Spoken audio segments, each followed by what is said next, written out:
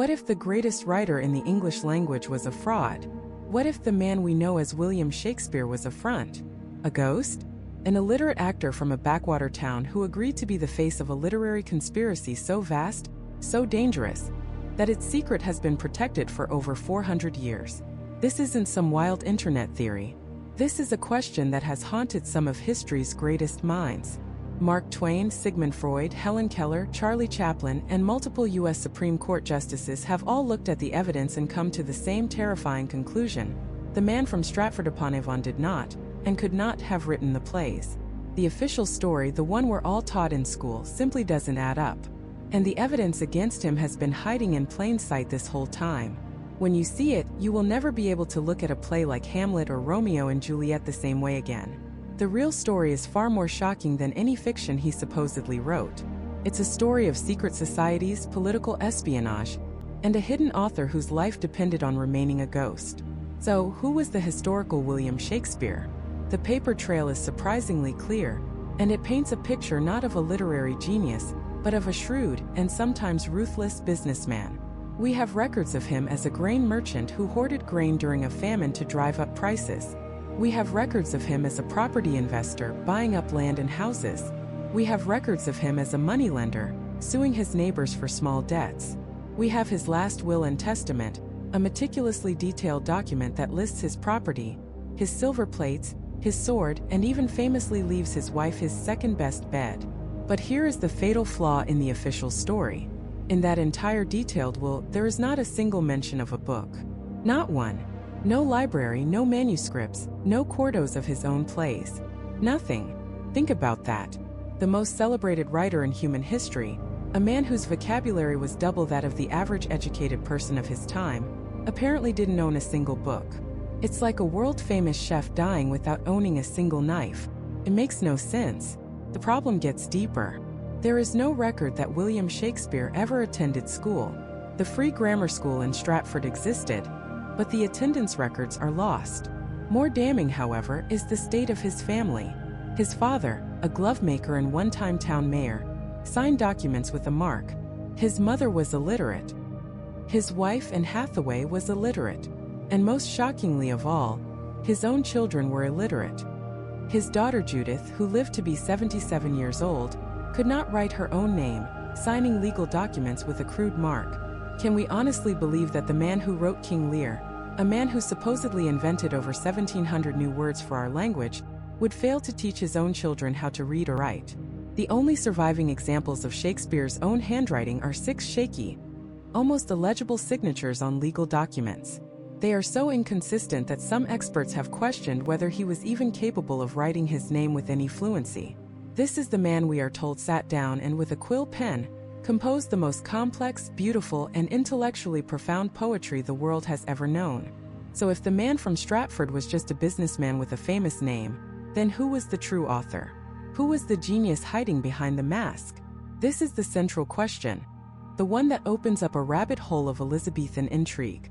Because the works of Shakespeare are not just brilliant, they are encyclopedic. The author displays an intimate, first-hand knowledge of subjects that a commoner from a rural village would have had zero access to. Take the law. The plays are filled with more than 200 legal terms and metaphors, all used with a precision that has led legal scholars to believe the author must have been a highly trained lawyer or judge. The play Hamlet alone is a masterclass in legal theory concerning inheritance and property rights. How did a grain merchant from Stratford acquire this expert legal knowledge? Then there's the knowledge of foreign lands, specifically Italy. 10 of the plays are set in Italy. The author describes the canals of Venice, the geography of Verona, and the customs of Padua with the familiarity of a seasoned traveler. Yet, there is no record that William Shakespeare ever left England. None. His world was the 100-mile stretch between Stratford and London. So how did he write so convincingly about the specific tides in the Venetian lagoon or the proper way to travel between Italian city-states? Details that were not available in any published books in England at the time? The list of impossible knowledge goes on and on. The author had an expert's grasp of medicine, of military strategy, of naval terminology, of falconry, of courtly etiquette, and of classical Greek and Roman literature in their original languages. To be clear, this isn't just a matter of being a genius. Genius doesn't magically implant knowledge. It requires exposure. It requires education. It requires access to books, to travel, to the highest echelons of society. The man from Stratford had access to none of these things. The author of the plays, whoever he was, moved in the circles of power. He knew how kings and queens spoke to each other behind closed doors. He understood the intricate dance of political ambition and betrayal that defined the Elizabethan court. The plays are filled with inside jokes and references to court scandals that only a true insider, a nobleman, would have known. For 200 years after his death, nobody really questioned the story. He was a celebrated playwright, and that was that. But in the mid-1800s, scholars started to look closer. They started to ask the hard questions. Why is there not a single contemporary account of William Shakespeare of Stratford as a writer? He was known as an actor and as a shareholder in a theater company, but no one, not a single friend, rival, or associate, ever wrote a letter or a diary entry saying, "I just read Will's new manuscript for Macbeth," or "I saw Shakespeare working on a sonnet today." The literary giant of London was apparently completely invisible to the other writers and intellectuals of his time. The paper trail is an eerie void. We have letters from poets, playwrights, and aristocrats of the era. They talk about everything: gossip, money, politics, and each other's work. Ben Jonson, a rival playwright, wrote extensively about his contemporaries. He mentions Shakespeare only briefly and years after his death, in a way that many scholars now believe was part of a deliberate cover-up. When you assemble the case against the man from Stratford, it's overwhelming.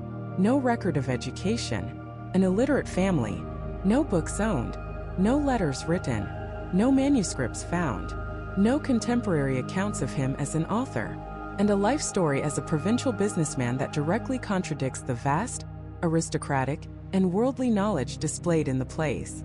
It's a puzzle where the most important piece is missing.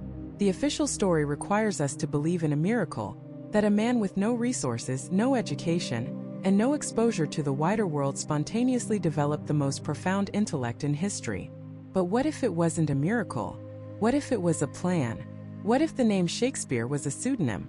A pen name chosen by someone who had everything to lose if their identity was discovered. In the treacherous world of Elizabethan England, writing for the public theater was seen as a low-class, vulgar profession, not fit for a nobleman or a high-ranking courtier. Furthermore, the plays were politically explosive. They contained thinly veiled critiques of the monarchy, commentaries on succession, and depictions of tyrannicide, the killing of a king. For a person of high rank to attach their name to such dangerous material would have been a death sentence. It would have meant a one-way trip to the Tower of London and the executioner's axe. So a front man was needed. A plausible, if unremarkable, actor from the provinces whose name, by pure coincidence, sounded a bit like a tribute to Pallas Athena, the Greek goddess of wisdom, the spear shaker. The evidence against the Stratford man is only the first half of the mystery. The second half is even more compelling. The hunt for the real author. There are candidates.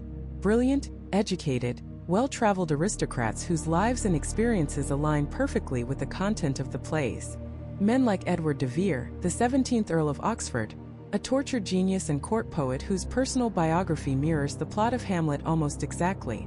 Or Sir Francis Bacon, the brilliant philosopher, scientist, and statesman. The clues to their identities are not buried in archives. They are woven into the very fabric of the plays and sonnets themselves, waiting to be decoded.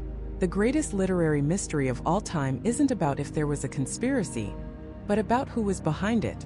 To find the real author, we first have to understand the ghost. We have to look at the man who took the credit, the official story we've all been told. William Shakespeare of Stratford-upon-Avon. The man, the myth, the brand. When we peel back the layers of legend, what are we left with? The paper trail is shockingly thin. We have a birth certificate, a marriage license to an older woman, and Hathaway, which seems to have been a rushed affair. We have records of him as a businessman, a grain merchant, a property investor, even a tax dodger. We have a will, a famously detailed document that lists his property down to his second-best bed, but makes absolutely no mention of any books, any manuscripts, any plays, or any personal papers. Think about that. The supposed greatest writer in human history died without a single book listed among his possessions. We have 6 surviving signatures, all on legal documents, and they are barely legible scrawls. They look like the labored efforts of someone unaccustomed to holding a pen. There is not one single letter, not one page of a manuscript, in his own hand for any of the plays or sonnets attributed to him. Not a single page. All we have are business dealings and a name that, curiously, was often hyphenated in print, as in Shakespeare. A common practice at the time for pseudonyms, suggesting a spear shaker, a front for someone else.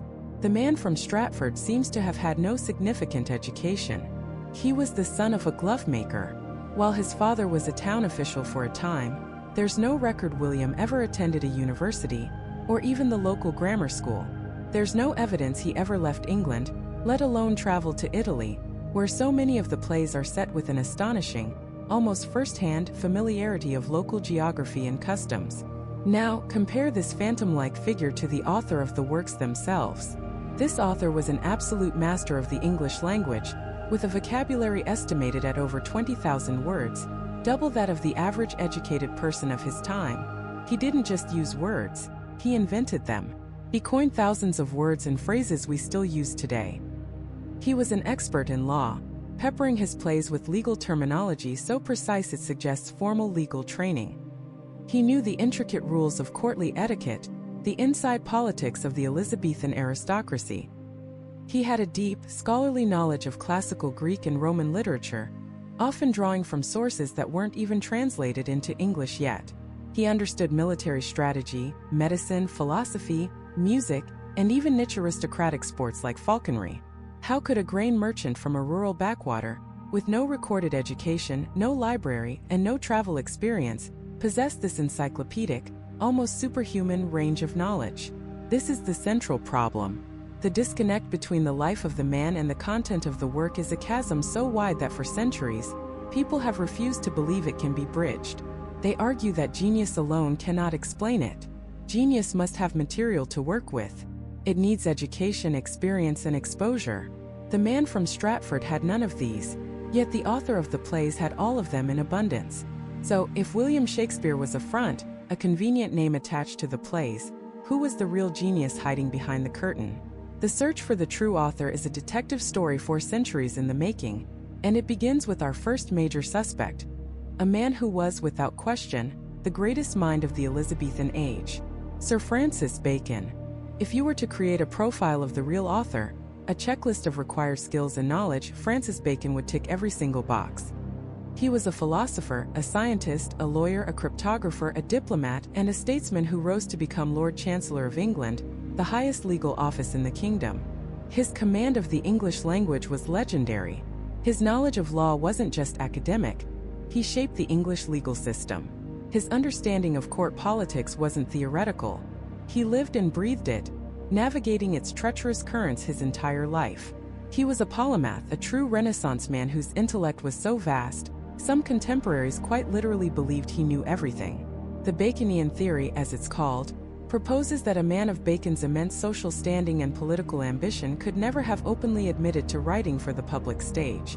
In Elizabethan England, playwrights were considered low-status entertainers, ranking somewhere alongside vagabonds and bear-baiters. For a man like Bacon, whose entire life was a calculated climb to the pinnacle of power, associating his name with the common theater would have been professional suicide. It would have been scandalous.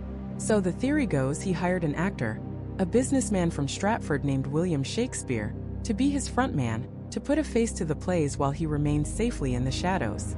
The evidence, Baconians argue, is not just circumstantial. It's encoded directly into the texts.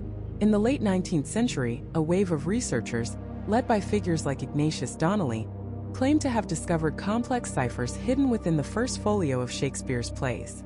They believed Bacon, a known expert in cryptography who wrote a book on the subject, had embedded a secret code, a cryptographic signature, right into the printed text. Using intricate mathematical formulas, they claimed to have found messages hidden beneath the surface, phrases like Francis Bacon wrote these plays, or acrostics that spelled out his name. They pointed to printing anomalies, different fonts and errors in the original texts, as markers for the start and end of these hidden messages. To them, the plays weren't just plays. They were the most complex cryptographic puzzle ever devised, a message in a bottle from the past. Beyond the ciphers, they point to the overwhelming thematic parallels between Bacon's known philosophical writings and the themes that dominate the Shakespearean canon. Both authors were obsessed with the nature of kingship, the fallibility of human justice, the corrupting influence of ambition, and the relationship between appearance and reality. Bacon wrote in his essays about how revenge is a kind of wild justice, a sentiment echoed perfectly in plays like Hamlet. He explored the psychology of envy, greed, and love with the philosopher's mind, while the plays dramatized these same concepts with a poet's heart. The argument is that the plays are essentially Bacon's philosophy brought to life, a way to teach his ideas to the masses through the powerful medium of theater. He had the intellect. He had the knowledge. He had the motive to remain anonymous. He even, his supporters claim, left a hidden signature. For a time, the case for Bacon seemed almost airtight. He was the perfect fit, the intellectual titan capable of producing such a monumental body of work.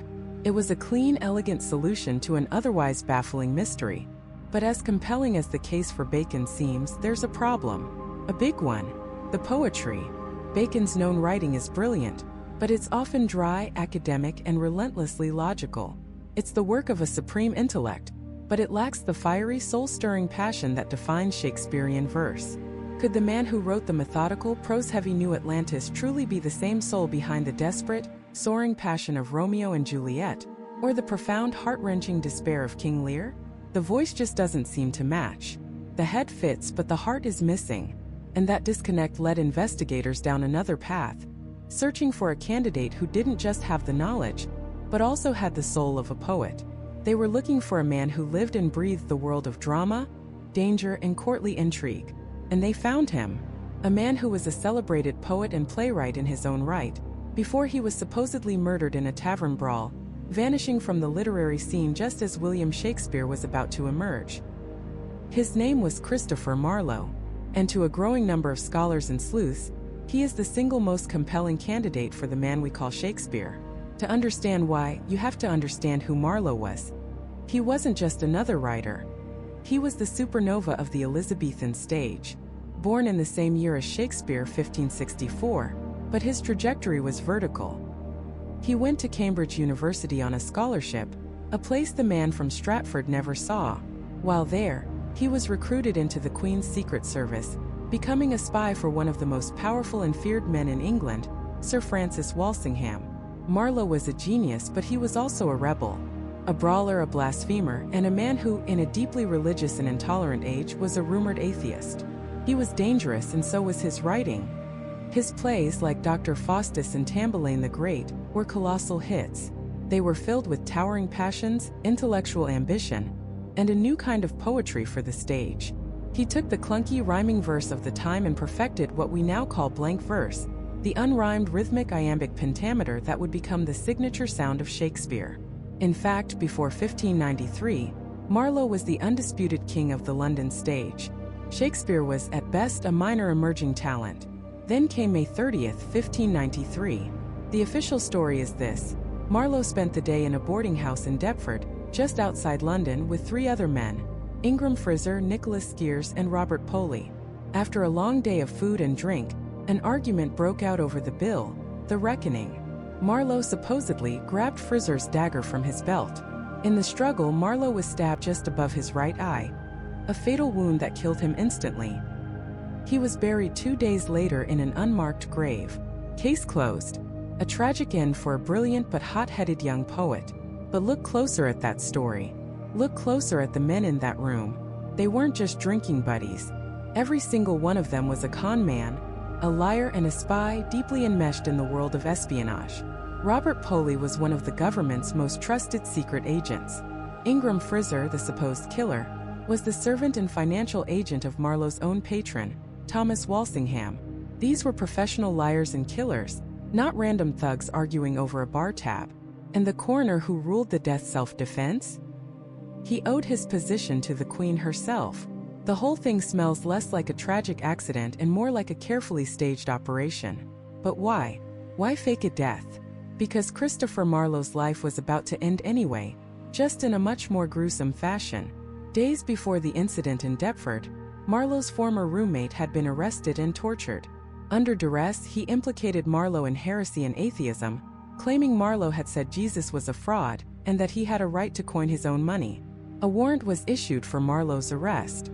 He was facing the Star Chamber, the most feared secret court in England. The charge was high treason and blasphemy. The punishment was not a quick stab wound. It was being burned alive at the stake. The theory then is this: Marlowe's powerful patrons, men like Thomas Walsingham, who needed their brilliant agent and propagandist, couldn't let that happen. They couldn't save him publicly, but they could make him disappear. They staged his death, using their connections in the intelligence community to create a plausible story and a falsified coroner's report. They got a pauper's body, buried it in an unmarked grave, and Christopher Marlowe, the public figure, ceased to exist. He was spirited away, likely to exile in Italy or France, where he could continue to write in secret. But a genius like that can't just stop writing. He needs an outlet. He needs a front man, a person back in London who could take his manuscripts, put his own name on them, and get them to the stage. An actor, perhaps. Someone with theatrical connections, but not enough of a literary reputation to arouse suspicion. Someone like William Shakespeare. Consider the timing. It's almost too perfect to be a coincidence. Marlowe is killed on May 30th, 1593. The London theaters are closed due to plague. Just weeks later, the very first work ever published under the name William Shakespeare appears in print. It's not a play, but a long, sophisticated, classical poem called Venus and Adonis. It's dedicated to the Earl of Southampton, a wealthy patron known to move in the same circles as Marlowe's own backers. And its style? It is dripping with the kind of sensual Ovidian classicism that was Marlowe's absolute specialty. It reads like a seamless continuation of Marlowe's work. From that moment on, as Marlowe's name fades into obscurity, the name Shakespeare begins its meteoric rise, producing a string of plays that seem to pick up right where Marlowe left off. For centuries, this was just a tantalizing theory. But in the modern era, we have a new tool, the computer. It's called stylometry, the statistical analysis of literary style. Think of it as a linguistic fingerprint. Every writer has a unique and unconscious pattern of word usage, how often they use common words like the, and, or of, their average sentence length, their preference for certain grammatical structures. These patterns are incredibly difficult to fake. When researchers run the works of Shakespeare and Marlowe through these computer programs, the results are stunning. A 2016 study, using a massive dataset and multiple analytical methods, concluded that Marlowe should be credited as a co-author on all three of Shakespeare's Henry VI plays. Other analyses show that Marlowe's stylistic fingerprint is statistically closer to early Shakespeare than any other playwright of the era. The works don't just feel similar. On a deep mathematical level, they appear to be written by the same mind. And then there are the echoes, the direct parallels you can find scattered throughout the works. It goes beyond just inspiration. It feels like one author revising his own earlier thoughts. In Marlowe's play The Jew of Malta, the main character, Barabbas, declares his cynical creed: "I count religion but a childish toy, and hold there is no sin but ignorance."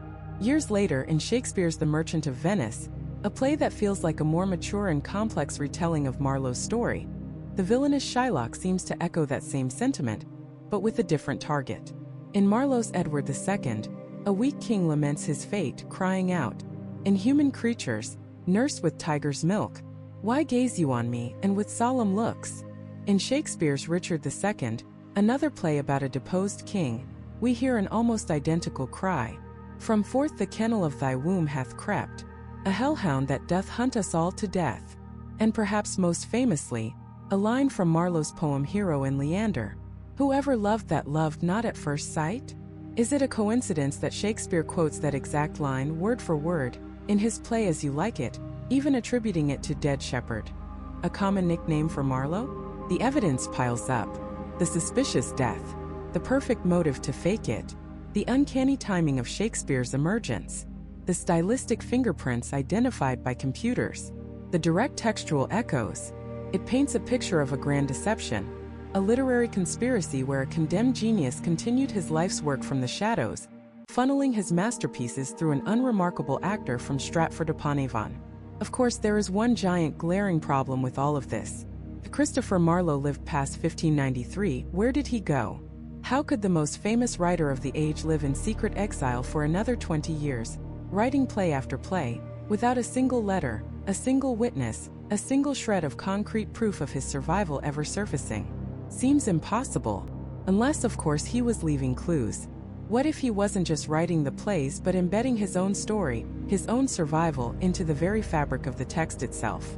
What if the proof of the conspiracy isn't in a lost letter, but hidden in plain sight, in the words of Hamlet, King Lear, and Prospero? To find that proof, we have to look at the world the plays came from. Not the world of a Stratford merchant, but the world of the Elizabethan court.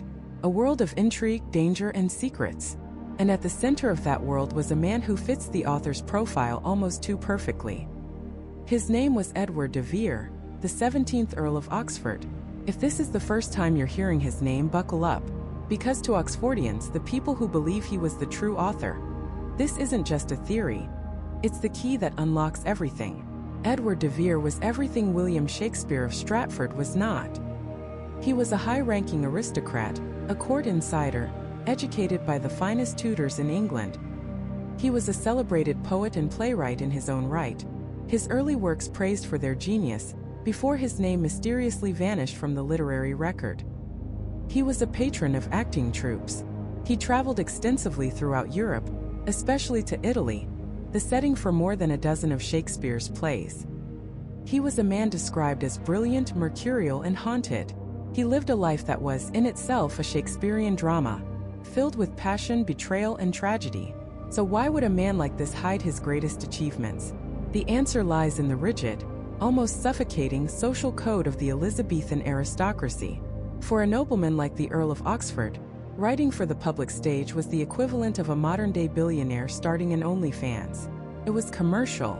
It was common. It was a public spectacle, and aristocrats were meant to be patrons of the arts, not paid performers. To publish your work, to put your name on a play for the masses, was to bring shame upon your family and your title. It was a form of social suicide. So, if you were a brilliant earl with an unstoppable compulsion to write, what would you do?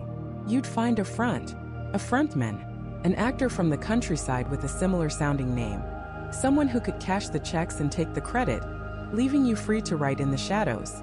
This is the core of the Oxfordian argument. But the truly mind-blowing part isn't the motive. It's the evidence they claim is woven directly into the plays. They argue that Shakespeare's works are not just brilliant fictions. They are a secret autobiography of Edward de Vere. Let's start with the big one, Hamlet.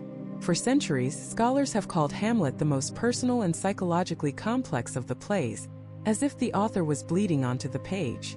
Oxfordians say that's because he was. Consider the character of Polonius, the king's chief advisor. He's portrayed as a meddling, manipulative, long-winded old courtier. Well, Edward de Vere's father-in-law was a man named William Cecil, Lord Burleigh, the most powerful man in England after the Queen. And Burleigh was notorious for his network of spies and his somewhat pompous demeanor. In the play, Polonius gives his son Laertes a list of famous precepts to live by, like, "To thine own self be true." In real life, William Cecil wrote down a nearly identical list of precepts for his own son. It's a parallel so specific, so pointed, it feels less like a coincidence and more like a deeply personal, satirical jab from a son-in-law who felt trapped by this powerful family. And Hamlet himself? He's a young nobleman whose father is dead and whose mother has remarried with shocking speed. Edward de Vere's own father died when he was 12, and his mother remarried within a year. Hamlet is a university student, a lover of theater, a man whose inheritance is uncertain, and who feels spied upon by the court. This was de Vere's life. In the play, Hamlet is captured by pirates on his way to England. A bizarre plot twist that often feels random. But in 1576, on his way back to England from Europe, Edward de Vere's ship was hijacked by pirates. The play seemed to be echoing his life, event for event. But it goes so much deeper than just one play. The connections are everywhere, a breadcrumb trail scattered across the entire canon. In All's Well That Ends Well, the nobleman Bertram is forced into an arranged marriage and refuses to consummate it, abandoning his wife. Edward de Vere was forced to marry William Cecil's daughter, and after returning from his travels, he publicly accused her of infidelity and refused to live with her for 5 years. The parallels are painful and exact. Think about the author's obsession with Italy. Plays like The Merchant of Venice, Othello, Romeo and Juliet, and the two gentlemen of Verona show an intimate, first-hand knowledge of Italian geography, culture, and law that would be impossible for a man who never left England to acquire. But Edward de Vere spent over a year traveling through Italy, visiting Venice, Padua, Milan, and Sicily, the very cities that provide the backdrops for these plays. The author of the plays knew that the best way to travel between Verona and Milan was by water, a detail only a local or an actual visitor would know. The sonnets, those intensely personal poems about love, betrayal, and the bitterness of aging, take on a new light. They speak of the poet's outcast state, and how he must lament his public means which public manners breeds. He writes of his name receiving a brand. For a common actor, being in the public I was the goal. But for a disgraced nobleman forced to hide his genius behind a commoner's name. These lines sound like a confession. Many Oxfordians believe the fair youth of the sonnets was Henry Wriothesley, the Earl of Southampton, to whom de Vere was trying to marry his own daughter. The entire collection becomes a diary of courtly politics and forbidden love. Even the name itself, Shakespeare, might be a clue. When it first appeared in print, it was often hyphenated Shakespeare. This was unusual. The hyphen suggests a pseudonym, a made-up name. But what does it mean? Oxfordians point to Pallas Athena, the Greek goddess of wisdom, theater, and warfare. Her symbol was a spear, and she was often depicted shaking it. Shakespeare was a well-known nickname for her. Was de Vere, a man of letters and a champion juster, signaling his identity through a classical allusion, calling himself a modern-day spear shaker? When you see all the pieces laid out, the picture that emerges is staggering. The detailed knowledge of law, of medicine, of falconry, of courtly life, of foreign lands. The specific, almost diary-like events from de Vere's life mirrored in the plots. The motive, the means, the opportunity. It paints a portrait of a secret author, a fallen nobleman, using the public stage as his private confessional, turning his personal pain into timeless art. He was a man who, like the wizard Prospero in The Tempest, was stripped of his dukedom, his power, and used his magic, his art, his words, to tell his own story and perhaps one day reclaim his legacy. But this raises an earth-shattering problem, a paradox that seems at first glance to destroy the entire theory. Edward de Vere, the 17th Earl of Oxford, died in June of 1604, and according to the official timeline, some of Shakespeare's greatest and most mature plays, including King Lear, Macbeth, and The Tempest, hadn't been written yet. They were first performed and published in the years after de Vere was already in his grave. How could a dead man write a masterpiece? Is this the fatal flaw that unravels it all? Or is it the key to an even deeper, more complex conspiracy, one that suggests the entire timeline we've been taught is a lie? The Oxfordian answer to this timeline problem is as audacious as the theory itself. They don't argue that a ghost was writing plays from beyond the grave. They argue that the timeline is wrong, that the official academic dating of Shakespeare's plays is a fiction, a house of cards built on flimsy assumptions, designed to prop up the Stratford man. The theory goes that Edward de Vere wrote his entire canon of plays before his death in 1604. Every last sonnet, every tragedy, every comedy, they were his secret life's work, a portfolio of masterpieces held privately. But why? Why hold them back? The answer for Oxfordians is the same reason he used a front man in the first place: class. Status. An earl simply did not publish plays for the common rabble. It was beneath his station. So upon his death, the problem fell to his heirs. What to do with this treasure trove of theatrical genius? The solution, they claim, was a carefully managed posthumous release. A slow, deliberate trickle of new Shakespeare plays onto the London stage year after year. This would keep the legacy alive, allow the works to reach the world, but without ever staining the family name. And who were the architects of this grand deception? Look no further than the dedication of the 1623 First Folio, the very book that collected and saved the plays for humanity.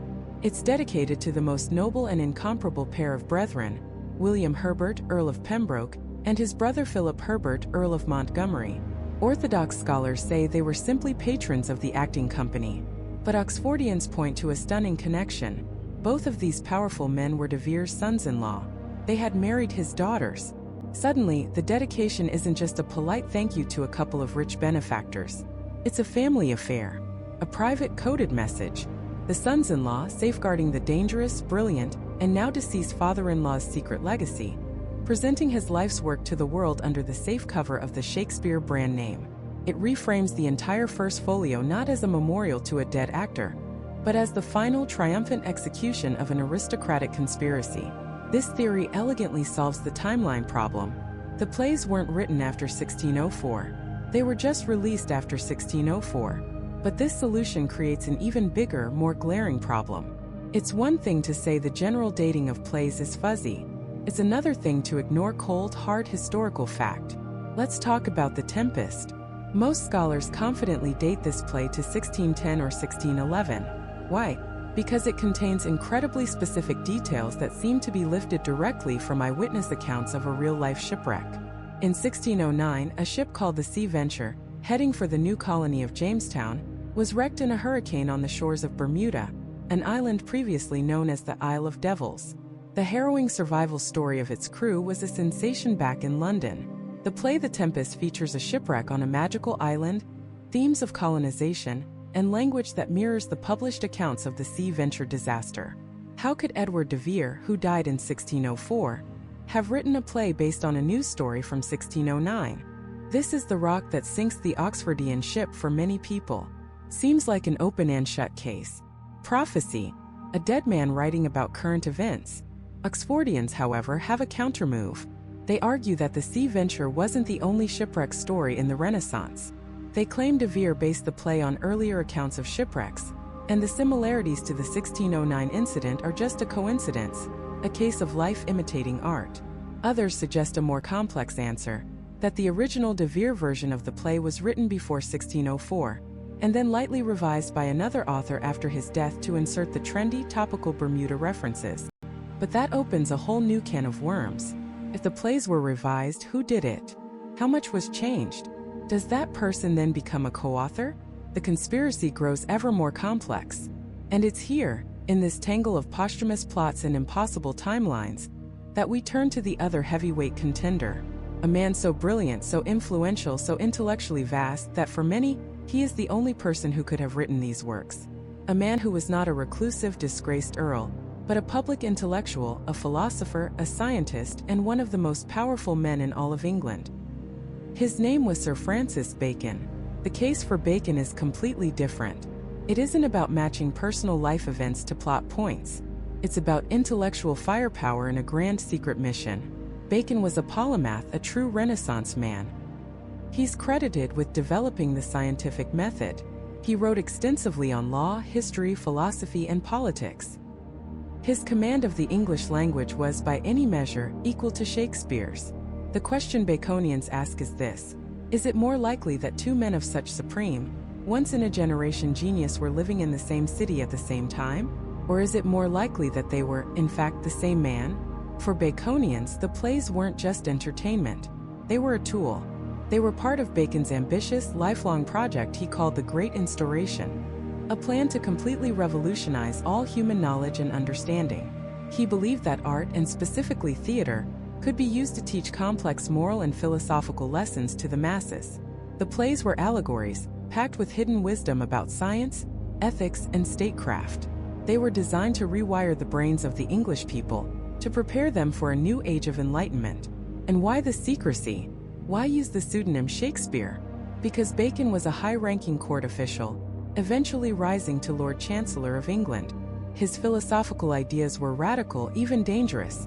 Directly publishing plays that questioned the nature of kingship or explored republican ideals would have been political suicide. But by using a frontman, an obscure actor from the provinces, he could inject his revolutionary ideas directly into the public consciousness, all from a safe distance. This is a compelling motive, but the Baconian theory goes a step further, into a realm that feels like it's straight out of a thriller. They claim that Francis Bacon didn't just write the plays. He left his signature hidden within them. Not a signature of ink, but a signature of code. In 1888, a Minnesota congressman and amateur scholar named Ignatius Donnelly published a monumental, 1,000-page book called The Great Cryptogram. Donnelly claimed to have discovered a complex cipher woven into the text of the first folio. He argued that Bacon, a known expert in cryptography, had engineered the very printing of the book, the italics, the pagination, the typesetting errors, to conceal messages. When decoded, these messages supposedly revealed Bacon's authorship, and a secret history of the Elizabethan court. Donnelly's work kicked off a craze. Cipher hunters began poring over the original Shakespeare texts, searching for hidden messages. The most famous is the biliteral cipher, which Bacon himself described in his own writings. It uses two different fonts, say a normal A and a slightly thicker, to represent the A's and B's of a binary code. By analyzing the original 1623 printing, Baconians claim they can pull out entire sentences hidden beneath the surface text. Sentences that say things like Francis Bacon wrote these plays. This is a staggering claim. It suggests that for 400 years, the truth has been lying there, printed in plain sight, waiting for someone with the key. It transforms the authorship question from a literary debate into a cryptographic puzzle. Is it possible? Could the greatest works in the English language also be the world's most sophisticated crossword? Or is this just a grand illusion, the act of finding patterns in chaos, of seeing what you desperately want to believe? The answer could prove or shatter everything. This very question, the search for a hidden hand, for an author behind the author, has given rise to one of the most enduring and elaborate theories of all, the Baconian theory. The idea that the true author of the Shakespearean canon was none other than Sir Francis Bacon. To the uninitiated, this might sound like a random name pulled from a history book. But to proponents of this theory, Bacon isn't just a candidate. He is the only candidate whose documented life, intellect, and ambition match the sheer scale of the works.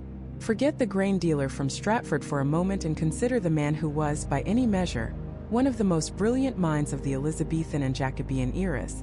Francis Bacon was a statesman, a philosopher, a lawyer, an essayist, and the father of the scientific method. He was a polymath who took all knowledge to be his province. He moved in the highest circles of power, serving as Attorney General and Lord Chancellor of England. His known writings are dense with legal theory, political philosophy, and profound observations on human nature. He was, in short, an intellectual titan, the very model of a Renaissance man. And unlike the man from Stratford, whose paper trail is a desert of mundane transactions, Bacon's life is an open book, filled with the exact kind of high-level knowledge that saturates the plays. The argument begins with a simple premise.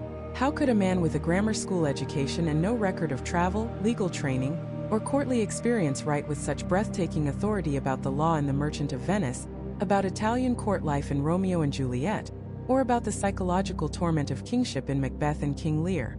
The anti-stratfordians say he couldn't. But Francis Bacon? He could. He possessed the legal expertise, the courtly experience, and the philosophical depth. For Baconians, it's a perfect fit. The parallels are tantalizing. Shakespeare's plays are filled with over 1,300 distinct legal terms, all used with stunning accuracy. Francis Bacon was the preeminent legal mind of his generation. The plays contain deep philosophical inquiries into the nature of truth, illusion, and knowledge. Bacon's life's work, his great instauration, was a grand project to reform and advance all human learning. Proponents point to dozens, even hundreds of phrases, ideas, and classical allusions that appear in both Bacon's private notebooks and Shakespeare's public plays. It's as if two rivers were flowing from the same hidden spring. But the Baconian theory goes much, much deeper than mere circumstantial evidence. It ventures into the world of secrets, shadows, and codes. This is where we return to the idea of a grand crossword puzzle. Because Francis Bacon was not just a philosopher, he was a pioneer of cryptography. In his work, The Advancement of Learning, he outlined a specific method for hiding messages in plain text, a method known as the biliteral cipher. It worked by using two slightly different typefaces, say a normal font and a subtly different italicized font, to represent the A's and B's of a binary alphabet, which could then be used to spell out a hidden message. And here is the explosive core of the theory. Baconians claim that Bacon used this exact cipher, embedding his name and his story directly into the printed text of the Shakespearean plays, most notably in the 1623 First Folio. It was a secret hidden in plain sight, a confession waiting for a key. In the late 19th century, a Minnesota congressman named Ignatius Donnelly published a monumental, 1,000-page book called The Great Cryptogram. He claimed to have found the key. By meticulously analyzing the printing of the First Folio, he believed he had uncovered a complex cipher that revealed messages like "Shakespeare is not the author," and pointed directly to Francis Bacon. Donnelly's work ignited a firestorm, turning the authorship question from a fringe academic debate into a public sensation. Others followed. An American researcher named Elizabeth Wells Gallup claimed that by studying the different fonts in the original printings, she could decode even more. She asserted that Bacon had not only written Shakespeare's plays, but also the works of Christopher Marlowe, Edmund Spenser, and Robert Burton, that he was the secret mastermind behind the entire English Renaissance, using a stable of frontmen to publish his work. According to this theory, the plays were not just entertainment. They were part of Bacon's grand philosophical project. They were a vehicle for educating the English public, for subtly introducing new ideas about science, law, and morality. He couldn't do it under his own name. Why? Because writing for the common stage was considered a low, vulgar profession, utterly beneath a man of his stature and political ambition. Furthermore, the plays often contained dangerous political commentary, critiques of the monarchy that, if traced back to a high-ranking courtier like Bacon, could have led him to the executioner's block. So he used a frontman, an obscure actor from the provinces named William Shakespeare, as a convenient mask. It is an incredible, almost cinematic story. The greatest mind of the age working in secret, embedding his genius into the world's greatest literature, leaving behind a cryptographic puzzle for future generations to solve. It explains everything. The vast knowledge, the classical education, the legal acumen, the courtly intrigue. It replaces the miracle of Stratford with the calculated genius of a known master. But is it true? For mainstream scholars, the answer is a resounding, unequivocal no. The cipher evidence, which is the bedrock of the Baconian case, has been almost universally rejected by professional cryptographers and literary historians. They argue that the so-called secret messages are the product of wishful thinking and a misunderstanding of 17th century printing practices. In the age of handset type, variations in letters were the norm, not the exception. Printers used whatever type they had on hand. Letters would get worn down, ink would blot, and paper was imperfect. To a modern eye, accustomed to digital precision, these minor inconsistencies can look like a deliberate pattern. But to a printing historian, it's just noise. It's the normal, messy reality of a pre-industrial craft. The Baconians, they say, are finding patterns in the chaos. They are seeing a ghost in the machine. The proof? Different Baconian researchers, all using the same texts, have claimed to find wildly different, often contradictory, hidden messages. It suggests the method is so subjective that you can essentially find whatever you want to find. It's less like cracking a code and more like seeing shapes in the clouds. Furthermore, the stylistic differences between Bacon's known writing and Shakespeare's are, to many, a chasm too wide to cross. Bacon's prose is formal, academic, and aphoristic. It is brilliant, but it is the prose of a philosopher and a lawyer. Shakespeare's language, by contrast, is dynamic, passionate, explosive, and deeply human.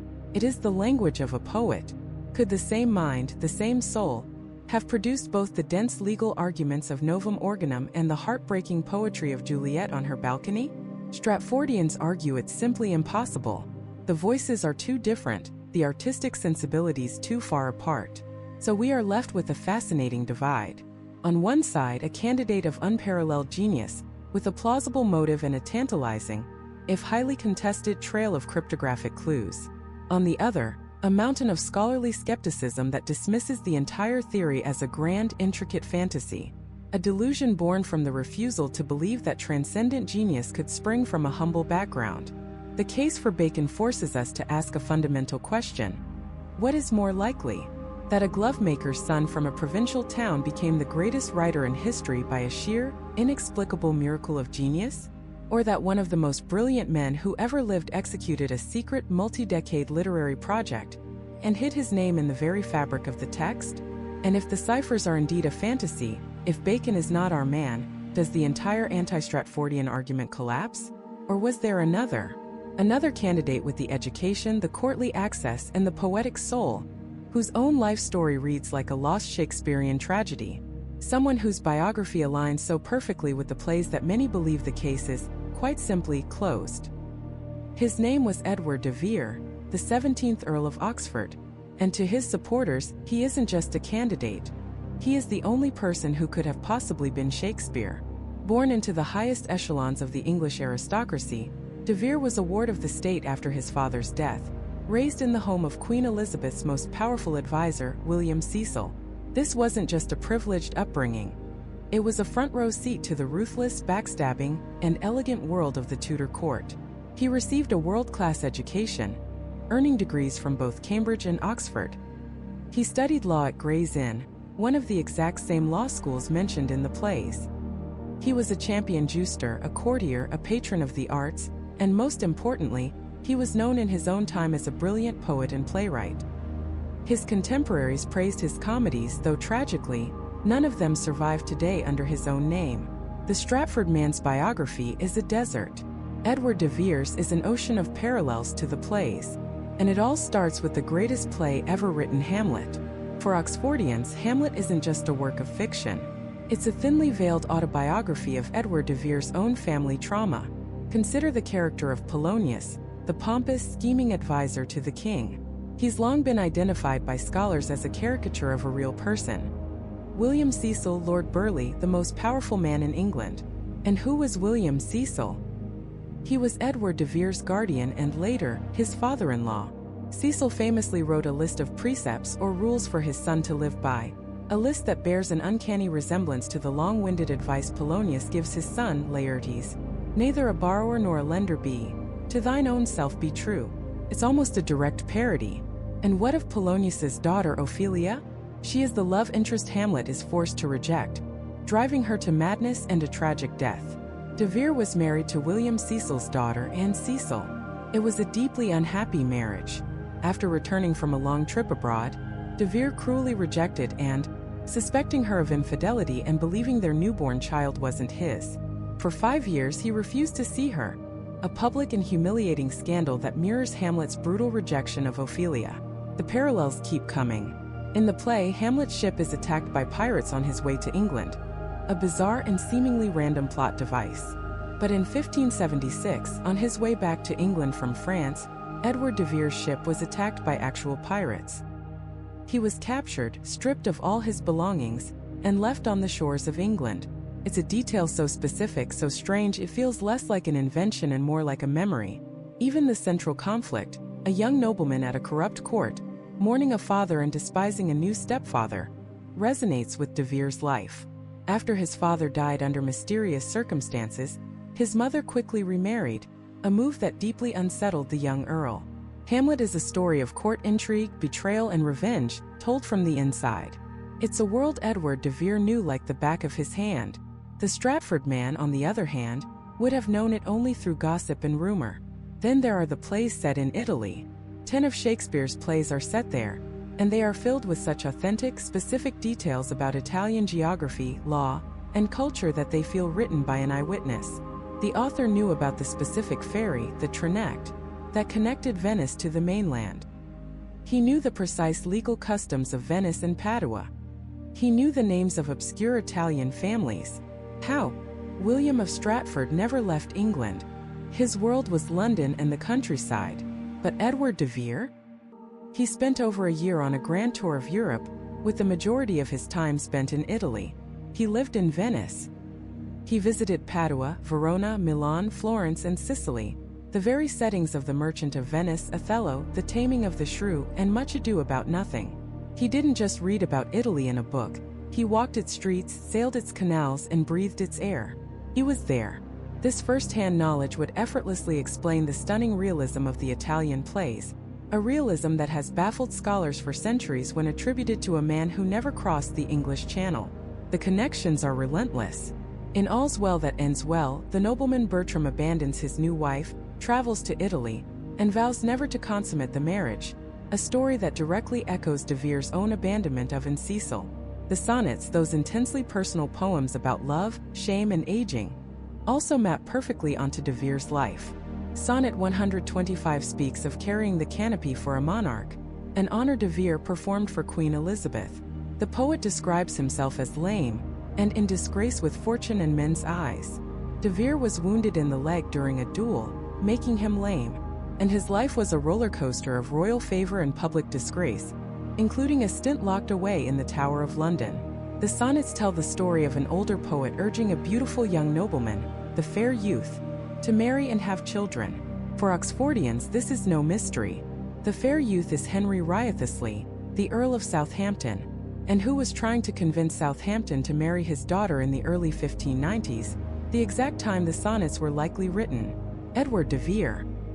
He was quite literally writing poems to persuade a young man to become his son-in-law. The context is so perfect it's breathtaking. This raises the obvious multi-billion-dollar question. If an earl, a celebrated poet and playwright, wrote these masterpieces, why would he hide his name? Why let a common actor from the provinces take all the credit? The answer lies in the rigid, unforgiving social code of Elizabethan England.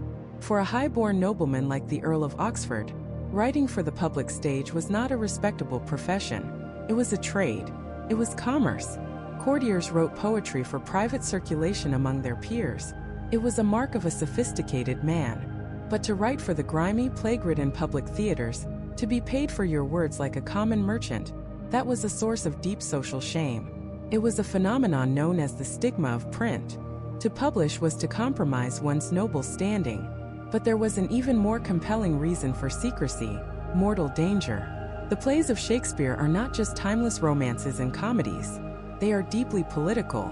They are filled with commentary on monarchy, succession, and rebellion. They depict the depositions and murders of kings. In an age of absolute monarchy where a stray word could lead you to the chopping block, this was playing with fire. The play Richard II, with its scene of a king being forced from his throne, was so inflammatory that it was used by rebels to help incite a coup against Queen Elizabeth herself. The Queen reportedly said, "I am Richard II, know ye not that?" She saw the play as a direct attack on her authority. For a common player like William Shakespeare, the risk was manageable. He could be fined, maybe thrown in jail. But for a powerful earl, a man with a drop of royal blood who was deeply enmeshed in the conspiracies and power struggles of the court, to be identified as the author of such subversive material? That was treason. And the penalty for treason was a gruesome public execution.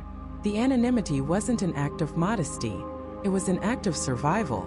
Edward de Vere had every reason to hide behind a front man, a Shakespeare who could take the heat while he, the true author, remained safe in the shadows. The biographical evidence is overwhelming. The motive for secrecy is clear. The life of Edward de Vere reads like a key, unlocking the mysteries, the settings, and the passions of the plays one by one. The case seems almost airtight, but there is one giant glaring problem with the Oxfordian theory. Problem of time itself. A problem so significant that, for mainstream scholars, it doesn't just challenge the theory, completely demolishes it. The problem is a simple, unchangeable, and brutal fact of history. Edward de Vere, the 17th Earl of Oxford, died on June 24, 1604. For many, this is not just a problem. It is the end of the entire conversation. Because a significant number of Shakespeare's most celebrated plays are believed, with very strong evidence, to have been written after 1604. This isn't a minor discrepancy involving one or two obscure works. We're talking about some of the absolute titans of the canon. Let's look at the timeline. King Lear, with its gut-wrenching story of a king descending into madness, is generally dated to 1605 or 1606. Macbeth, the bloody tale of Scottish ambition, is dated to 1606. Antony and Cleopatra, 1607. Coriolanus, around 1608. And then you have the final magnificent romance plays, Cymbeline, The Winter's Tale, and the play many consider to be Shakespeare's farewell to the stage, The Tempest, all written between 1609 and 1611. That's at least half a dozen masterpieces, all appearing after the Earl of Oxford was in his grave. If Oxford was the author, how is this possible? Did he write them from beyond the veil? Mainstream scholars or Stratfordians argue that the dating of these plays is not some wild guess. It's based on concrete, verifiable evidence. And two plays in particular stand as monumental roadblocks for the Oxfordian theory: Macbeth and The Tempest. Let's start with Macbeth. The play is steeped in the political atmosphere of its time, specifically the court of the new king, James I, who came to the throne in 1603. The play features witches, prophecies, and a Scottish royal lineage, all subjects the real King James was obsessed with. But there's a much more specific clue. In Act 2, there's a famous scene with the drunken porter who imagines he's the gatekeeper of hell. As he stumbles to the door, he jokes about the sinners he might be letting in. One of them, he says, is an equivocator that could swear in both the scales against either scale, who committed treason enough for God's sake, yet could not equivocate to heaven. This might seem like a random, obscure line, but to an audience in 1606 London, it was the equivalent of a late-night talk show host making a joke about a headline-grabbing scandal that had happened just last week. In November of 1605, a plot to blow up the king and Parliament, the infamous gunpowder plot, was discovered. The trial of the conspirators was the sensation of the year. One of the men implicated was a Jesuit priest named Father Henry Garnet. During his trial in March of 1606, Garnet's defense rested on a controversial Catholic doctrine known as equivocation, the idea that one could tell a lie that was not technically a sin, as long as one held a secret mental reservation. The public was fascinated and horrified by this concept. The word equivocator became a popular new insult, a direct buzzword for the treasonous Jesuits. For the porter in Macbeth to make a specific joke about an equivocator who committed treason in a play about assassinating a Scottish king, well, the connection is so obvious and so potent that for most scholars, it firmly dates the play's composition to right after Garnet's trial in 1606, 2 years after Oxford died. The problem for The Tempest is even more severe. The Tempest tells the story of a group of Italian nobles shipwrecked on a magical island. For centuries, people saw it as a pure fantasy, but in the 20th century, scholars discovered a powerful source of inspiration for the play. In 1609, a fleet of English ships set sail for the new colony of Jamestown, Virginia. The flagship was a vessel called the Sea Venture. On board were the colony's new leaders. But the fleet was hit by a massive hurricane, and the Sea Venture was separated from the other ships and given up for lost. For months, everyone in England and Virginia assumed all hands had perished. But they hadn't. The ship had miraculously run aground on the reefs of Bermuda, an island feared by sailors as the Isle of Devils. All 150 people aboard survived. They spent 10 months on the uninhabited island, building 2 new ships from the wreckage and the native cedar trees, before finally, astonishingly, sailing into Jamestown in May of 1610. It was a sensational story of survival against all odds. One of the survivors, William Shakespeare, wrote a long, vivid letter detailing the storm, the shipwreck, and their time on the island. His letter, known today as the True Reportory of the Wrack and Redemption of Sir Thomas Gates, circulated in manuscript form in London in late 1610 before being published years later. The verbal parallels between Shakespeare's letter and Shakespeare's The Tempest are staggering. Shakespeare describes the storm with terrifying detail, mentioning the St. Elmo's fire that lit up the rigging, a phenomenon described almost identically by the spirit Ariel in the play. Shakespeare describes the political infighting and mutinies among the survivors, which is mirrored directly in the subplots of The Tempest. The entire premise, a harrowing storm, a miraculous survival on a supposedly haunted island, and the eventual salvation, is the same. The scholarly consensus is overwhelming. The author of The Tempest must have read or heard about William Shakespeare's account of the Sea Venture disaster. That account did not reach England until 1610. The play was first performed for the king in 1611. This places the play's creation a full 6 years after Edward de Vere was dead. So, how do Oxfordians deal with this? How do they get around a problem that seems to completely invalidate their entire theory? Their answer is known as the posthumous publication theory. The argument goes like this. Yes, Edward de Vere died in 1604, but he didn't stop writing in 1604.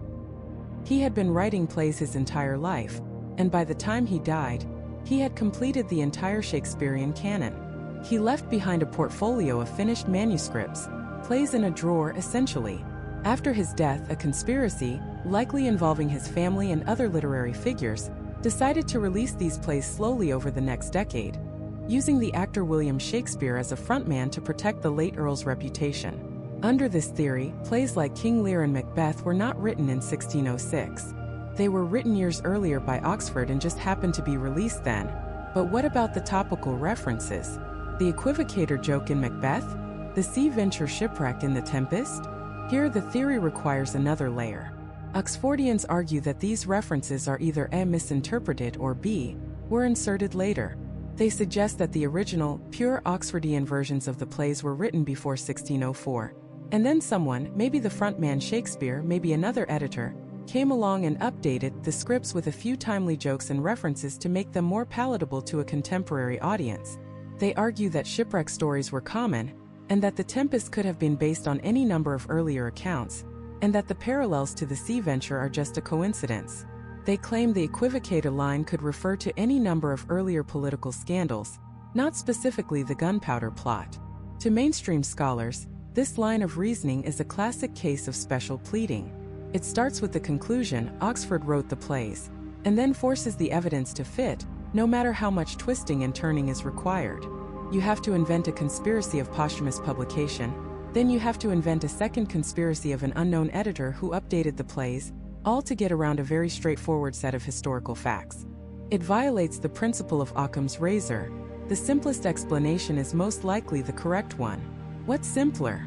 That a secret cabal hid and systematically altered a dead earl's plays for a decade? Or that the person who wrote the plays was alive when they were written, and included references to the major events of his day like the gunpowder plot and the sea venture wreck? This chronological problem is the single greatest weakness of the Oxfordian theory. It's the reason why, for the vast majority of literary historians and professors, the debate is a non-starter. You can draw all the biographical parallels you want. You can point to every line about Italy or falconry, but you can't get around the fact that the candidate died before some of the most important work was even created. It presents a fundamental choice. Do you trust the mountain of circumstantial evidence that suggests Oxford's life is reflected in the plays? Or do you trust the direct, historical and textual evidence that dates those plays to a time when he was no longer alive? Seems like an impossible contradiction. A man whose life fits the work perfectly, but whose death makes it impossible. And to solve this impossible contradiction, Oxfordians propose a radical solution. One that asks you to rethink not just who wrote the plays but when they were written. The argument is simple. The timeline is not the problem because the timeline is wrong. They contend that all of the works of William Shakespeare were written before Edward de Vere's death in 1604. Everything published after that date, plays like The Tempest, The Winter's Tale, Macbeth, Antony and Cleopatra, were simply part of a vast collection of unproduced manuscripts left behind in a trunk, slowly released over the next decade to keep the Shakespeare brand alive, and more importantly, to keep the author's true identity a secret. This is the posthumous publication theory. It suggests that de Vere, knowing his health was failing, finished his life's work and entrusted it to his literary executors. The plays were then revised and staged as needed. This would explain why new plays kept appearing under Shakespeare's name long after the man who supposedly wrote them was dead. It neatly solves the 1604 problem. But in solving one problem, it creates a dozen others. Because the later plays are filled with references to events that happened after 1604. Macbeth, for example, is widely believed to contain allusions to the gunpowder plot of 1605, a failed attempt to assassinate King James I. The play's themes of regicide, treason, and equivocation, the practice of using ambiguous language to avoid self-incrimination, a tactic famously employed by one of the arrested plotters, seem to be ripped directly from the headlines of the day. How could de Vere have written about an event that happened a year after he died? Oxfordians argue these are either coincidences or later additions by stage managers. But the problem gets much worse with The Tempest. The play's central plot, a shipwreck on a remote island, almost perfectly mirrors the real-life story of the Sea Venture, an English ship that wrecked on the coast of Bermuda in 1609. Detailed accounts of the wreck and the survivors' ordeal didn't reach London until late 1610, and the play was first performed in 1611. For Edward de Vere to have written The Tempest, he would have needed a crystal ball. He would have had to predict, with stunning accuracy, the details of a specific shipwreck that would occur 5 years after his own death. Confronted with these seemingly fatal blows to their theory, some Oxfordians double down. They claim the topical references are misunderstood, or that the dating of the plays by mainstream scholars is just part of the conspiracy to uphold the Stratford man. But a more elaborate, more fascinating, and far more explosive theory has emerged from the Oxfordian camp. A theory that seeks to not only explain the timeline problem, but also the deepest mysteries of the plays themselves. It's known as the Prince Tudor theory, and it claims that the Shakespeare plays are not just works of art, but a secret, coded history of a forbidden royal love affair and its tragic consequences. The theory goes like this. A young, brilliant, and dashing Edward de Vere, the 17th Earl of Oxford, becomes a favorite at the court of Queen Elizabeth I, the Virgin Queen. But their relationship, the theory alleges, was far from platonic. They became secret lovers. And from this illicit affair, a child was born in secret.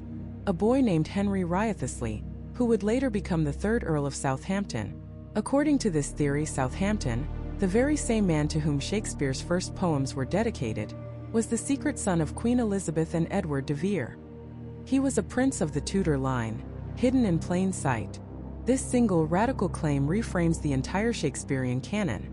Suddenly, the works are not just universal stories. They are intensely personal and political documents. The sonnets are no longer just beautiful poems about love and beauty addressed to a mysterious fair youth. They are letters from a father, de Vere, to his illegitimate royal son, Southampton, urging him to marry and produce an heir to secretly continue the Tudor line. The famous opening lines, "From fairest creatures we desire increase, that thereby beauty's rose might never die," become a desperate plea from a father to his son to preserve their royal blood. And the plays? The plays become the key to unlocking the whole secret history. Hamlet is no longer a Danish tragedy. It's de Vere's own life story. Hamlet is Oxford. The ghost of Hamlet's father is Oxford's own father. The conniving, spying courtier Polonius is a thinly veiled caricature of William Cecil, Lord Burleigh, Oxford's own father-in-law and the Queen's most powerful advisor, a man Oxford despised. Hamlet's line, "I am but mad north-northwest. When the wind is southerly, I know a hawk from a handsaw," is seen as a direct quote from de Vere, a coded message that his eccentric behavior is just an act to survive in a treacherous court. In this reading, every play is a puzzle box. The tragedies are de Vere's personal diary of pain and political intrigue. The comedies are satires of his rivals at court. The history plays are a way of teaching his son Southampton the bloody and complex story of the English monarchy he was born into but could never publicly claim. The entire life's work becomes an act of breathtaking rebellion, a secret testament written by a dispossessed nobleman to his unacknowledged royal son, all under the cover of a commoner's name, William Shakespeare. The name itself, Shakespeare, is argued to be a pointed pseudonym. It alludes to the Greek goddess of wisdom, Pallas Athena, who was often depicted shaking a spear. It was a nom de plume for a nobleman who could not publish under his own name without causing a national scandal that could topple the monarchy. He hired a grain merchant from Stratford-upon-Avon, a man with a similar sounding name, to be the front man, the face of the operation, paying him handsomely to play the part and keep the secret. It is a story worthy of Shakespeare himself. It has forbidden love, a secret prince, coded messages, and a vast political conspiracy. It explains everything. The author's deep knowledge of the aristocracy, the melancholy and autobiographical tone of the works, the obsession with themes of inheritance and legitimacy, and even the timeline problem. If the plays were a secret history of the Elizabethan court, they had to have been written by an insider, like de Vere, during that time, meaning before 1604. Any later references must be additions or misinterpretations. It is an incredibly compelling narrative. But is it true? For the vast majority of historians and literary scholars, the answer is an emphatic no. The Prince Tudor theory is built not on historical evidence, but on a chain of speculation. There is not a single surviving piece of contemporary documentation, no letter, no diary entry, no court gossip, that suggests Queen Elizabeth I ever had a child, let alone with Edward de Vere. The entire theory is reverse-engineered. It starts with the assumption that de Vere wrote the plays, and then interprets the plays as an autobiography to prove it. It's a perfectly circular argument. You use the plays to prove the secret history, and the secret history to prove who wrote the plays. Furthermore, the theory requires you to believe in a conspiracy of silence so vast and so perfect that it left behind no trace. A conspiracy that would have involved not just de Vere and the Queen, but dozens of courtiers, midwives, servants, and rival playwrights like Ben Jonson, who praised Shakespeare but somehow never let the secret slip. It asks you to believe that for over 400 years, everyone missed the real story hidden in the most famous literary works in the English language. So we are left at a crossroads. On one side, we have the traditional story of the man from Stratford, a story supported by a mountain of direct, contemporary evidence, but one that many find unsatisfying. On the other, we have the story of Edward de Vere, a man whose life seems to be a perfect match for the author's profile, but whose candidacy requires us to either ignore the dating of a third of the plays or to believe in a grand, unsubstantiated conspiracy theory about a secret royal baby. And Oxford isn't the only other name in the running. For centuries, people have proposed other candidates, intellectual giants like the philosopher and scientist Sir Francis Bacon, or even fellow playwright Christopher Marlowe, who some believe faked his own death to write in secret. Each of these theories attempts to solve the same problem: the perceived gap between the man from Stratford and the genius of the works. Let's start with Christopher Marlowe, a brilliant playwright, poet, and contemporary of Shakespeare. The Marlovian theory is perhaps the most cinematic. The official story is that Marlowe was killed in a tavern brawl in 1593, stabbed through the eye over a bill. But theorists suggest this was a ruse. They claim Marlowe was a government spy, and his death was faked to save him from being tried for heresy and atheism, charges that would have surely led to his torture and execution. He was then, the theory goes, smuggled out of the country to continue writing under the pseudonym William Shakespeare. Proponents point to stylistic similarities in their early works and a line from Shakespeare's As You Like It, "A great reckoning in a little room," which they interpret as a cryptic reference to the brawl that supposedly killed Marlowe. It's a thrilling story of espionage and secret identity, but it runs into serious problems. First, the historical evidence for Marlowe's death, including a detailed coroner's report, is quite robust.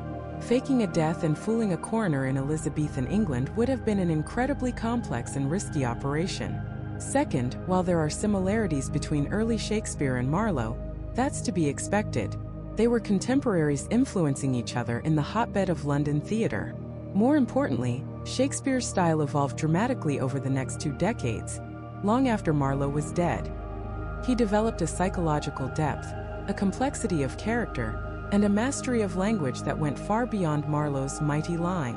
To believe the theory, you have to believe Marlowe not only faked his death but also fundamentally changed his entire writing style in secret exile. Then there's Sir Francis Bacon, a towering intellect of the age, a philosopher, scientist, and statesman. The Baconian theory rests on the idea that Bacon was the true author and embedded complex ciphers within the plays to reveal his identity. Proponents, starting in the 19th century, have spent countless hours trying to decode these hidden messages. The problem is that these ciphers are notoriously unreliable. Critics have shown that with the same methods, you can find proof that almost anyone wrote the plays. The ciphers are a form of confirmation bias. You find what you're looking for. Furthermore, Bacon's own acknowledged writing is stylistically the polar opposite of Shakespeare's. Bacon was precise, academic, and analytical. Shakespeare was poetic, passionate, and dramatic. They were 2 different kinds of geniuses, using language for entirely different purposes. There's simply no compelling evidence, outside of the questionable ciphers, to connect Bacon to the stage. And that brings us back to the leading candidate for the anti-Stratfordians, Edward de Vere, the 17th Earl of Oxford. As we've discussed, he had the education, the courtly experience, and the worldly travels. But he also has an insurmountable problem: his death date. Oxford died in 1604. This is before at least a dozen of Shakespeare's most famous plays are thought to have been written, including King Lear, Macbeth, Antony and Cleopatra, and The Tempest. To get around this, Oxfordians must propose a radical redating of the entire Shakespearean canon, arguing all the plays were written much earlier, or that Oxford left a trunk full of completed manuscripts to be rolled out over the next decade. Both scenarios require dismissing mountains of scholarly consensus and historical evidence about theatrical records and topical references within the plays themselves. So, after examining the spies, the philosophers, and the earls, we are left standing where we began, with the man from Stratford-upon-Avon. And now we must confront the central objection: the perceived gap between the man and the work. Is that gap really so unbridgeable? Let's start with his education. The argument that he was an uneducated rustic simply doesn't hold water. Attending the King's New School in Stratford was not like attending a rural elementary school today. The curriculum was rigorous and centered on the Elizabethan model of a classical education. A student like Shakespeare would have spent years immersed in Latin. He would have been translating and analyzing classical authors like Ovid, Virgil, and Seneca, authors whose themes, stories, and rhetorical styles echo throughout his plays. This wasn't just language learning. It was a deep dive into rhetoric, logic, and classical literature. It was, in short, the perfect training for a Renaissance poet and playwright.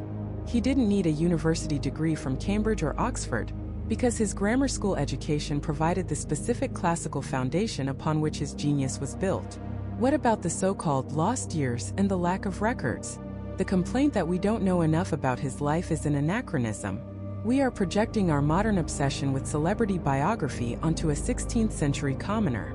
For a man of his station who was not an aristocrat or a major political figure, we actually have a surprising amount of documentation for Shakespeare. We have records of his baptism, his marriage, his property dealings, his business investments in the theater, his legal disputes, and his death. In fact, we have more surviving records for William Shakespeare than for most other playwrights of his time, including Christopher Marlowe and Thomas Kyd. The lack of letters or personal diaries is not a suspicious void. It's completely normal for the period. Paper was expensive, and personal correspondence from non-aristocrats rarely survived. The final, and perhaps most significant, objection is the argument from genius itself. How could a Glover's son from the provinces possess such a profound understanding of law, politics, courtly life, and foreign lands? The answer is that genius doesn't work by resume. Genius is an act of radical empathy and voracious observation. Shakespeare didn't need to be a king to write King Lear. He needed to be a brilliant student of power and humanity. He didn't need to be a soldier to write Henry V. He needed to listen to soldier stories in London taverns. London in the late 16th century was a global crossroads, a buzzing, chaotic center of information. It was filled with soldiers, sailors, merchants, lawyers, and courtiers from all over England and Europe. The theater itself was the melting pot of society, where a commoner could sit a few feet away from a nobleman. For a man with an unparalleled gift for listening and an imagination that could synthesize everything he saw and heard, London was the only university he needed. He was a professional actor and theater manager. His job was to understand people from the groundling to the monarch and to reflect their lives back to them on stage. The plays aren't proof that he was an aristocrat. They are proof that he was the greatest observer of human nature the world has ever known. And here is the most crucial point, the one that anti-Stratfordian arguments can never overcome: the contemporary evidence. People in his own time knew who he was. His friends, his rivals, and his business partners all identified him as the author. In 1598, a critic named Francis Mears published a list of England's greatest writers, explicitly naming William Shakespeare as the top playwright for both comedy and tragedy. His name appeared on the title pages of published editions of his plays, known as quartos, for all of London to see. This was a public attribution in his own lifetime, in a highly competitive and often gossipy theatrical world. If it were a fraud, surely one of his many rivals would have exposed it. But the most powerful testimony comes from the people who knew him best. In 1623, 7 years after his death, two of his fellow actors and longtime friends, John Hemmings and Henry Condell, gathered his plays together. They published them in a large volume we now call the First Folio. They did this, they said, only to keep the memory of so worthy a friend and fellow alive, as was our Shakespeare. In his introduction to that same volume, Shakespeare's greatest contemporary and rival, the formidable Ben Jonson, wrote a poem praising him not as some mysterious earl or philosopher, but as the sweet swan of Avon, a direct reference to his hometown of Stratford-upon-Avon. He calls him the soul of the age and declares that he was not of an age but for all time. These weren't distant admirers. These were his colleagues, his competitors, and his friends. They worked with him, drank with him, and acted alongside him for years. They identify the author of these immortal works as their friend, the man from Stratford. To believe in a conspiracy, you have to believe that all these people were either in on the secret or were all fooled, and that this massive literary conspiracy was maintained for decades without a single leak. So why does the authorship question persist? Perhaps part of it is simple snobbery, a deep-seated prejudice that a man from a middle-class background couldn't possibly be the author of such aristocratic works. It's an elitist assumption that great art can only come from great privilege. And perhaps it's also about our love for a good story. The idea of a secret author, of hidden codes and a grand conspiracy, is far more dramatic and romantic than the reality. A brilliant, ambitious, and hardworking man from the provinces who became a successful theater professional and the greatest writer in the history of the language. We want Shakespeare's life to be as dramatic as one of his plays, but the historical record gives us a successful businessman. In the end, the evidence for William Shakespeare of Stratford-upon-Avon is vast, consistent, and confirmed by the people who lived and worked alongside him. The evidence for any other candidate is circumstantial, contradictory, and relies on speculation and conspiracy. The real mystery is not who wrote the plays. The mystery is how any single human mind, regardless of its name or station, could contain the multitudes that Shakespeare gave to the world. The question shouldn't be, did Shakespeare write Shakespeare? The real unanswerable question is, how? And that is a mystery that belongs not to history, but to the magic of human genius itself.